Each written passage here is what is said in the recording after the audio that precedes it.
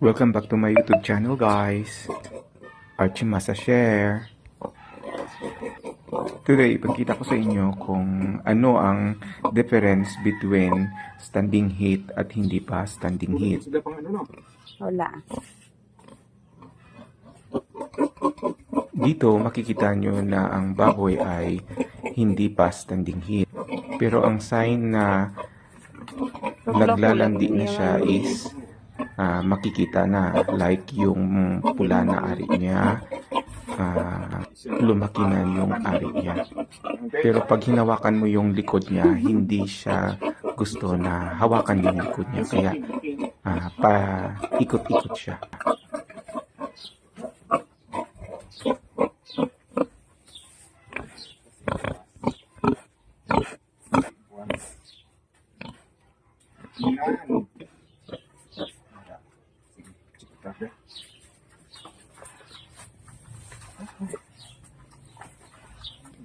Dito, pag i-check mo yung ari niya, yung vulva niya, wala pa siyang fluid na lumalabas.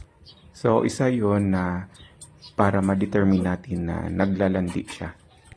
At pag nilabasan siya ng fluid at malagkit yon, isa na signs na standing heat siya.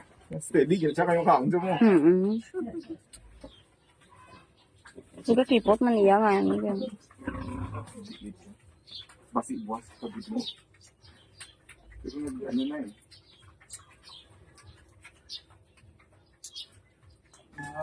Dito, pag pinabigatan mo yung likod niya or hand pressure test, aalis siya. So, meaning hindi pa siya standing heat. Pag standing heat yan at nag-hand pressure test ka, hindi yan aalis. Naka-on na siya na yung videohan. Dito naman, makikita mo na ang inahin ay ayaw niyang magpasakay sa likod. Malalaman mo yun kasi sa sound niya na inalalabas. Pero pag tumok mo nga mo sining, why siya nagagi, gawa pala isnak siya. Bisket sa lang ka mo sina magpalagyo siya. Na ang sound nga na meaning hindi siya gusto nga magpalais. Hindi siya magpasakay. Pero pag nagapalais siya, ang sound niya, wala gina siya sound. Mahimuyong gina siya.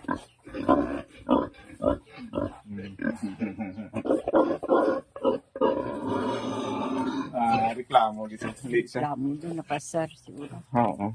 Pasaran. Hindi. Why pa ni? White pa man. Why pa ni siya napasaran? So, ano lang ni siya ng alanganin pa, buwas pa ni siya siguro. Pero siling mo sa ika-3 niya nga adlaw subong. So basi karon dugay-dugay or karon sa hapon ni siya maumpisa. Depende abi siya sa ano. Malaan kong kapalais kiday. Gaandar Ito, yung inahin na to is standing heat. Ito, yung inahin na to is standing heat na. Kasi pag hand pressure test mo, hindi siya aalis. At hindi siya nagbibigay ng sound na ayaw niya. Palais giman? Oo, kahit kung tumukon mo na dire, amon mo na, hindi siya, why sa gahalin ka, naga-steady na lang ka. Pero ang baboy nga wala nagapalais, pag yung tumok mo na dire, biskat isa lang mawali dry na siya, malagyo dry na siya. Yung nga, ari, gaano kita, pa na-skip May ara ka nga mga inject? Baklan ko pa. Iyangan ko pa sang similya ko ang subong. Ate, ito na ko na ito. Sige Oo. Huwag mo mas kaya na. Oo. So, ni ang sign sang nagapalais. Ini.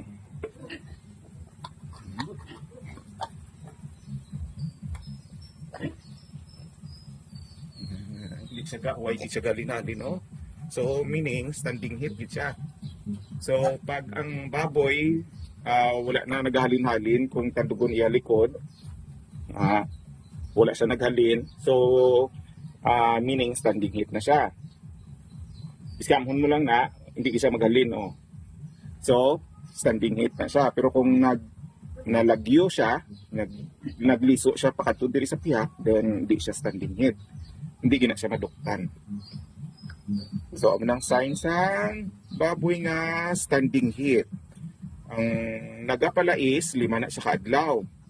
Pero ang standing heat 24 oras lang na siya. Pag nagapala is pa lang siya, tirahan mo na sa una nga adlaw, ikaduwa nga adlaw. Ang ikalima niya nga adlaw, hindi gina siya maduktan. So, maduktan lang siya pag standing heat siya, 24 oras lang na.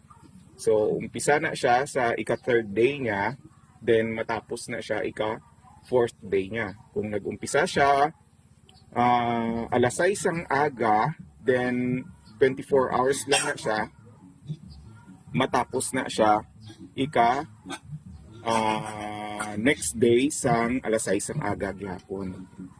So, amo na siya ang ginaano nga standing heat. Para maduktan gid siya.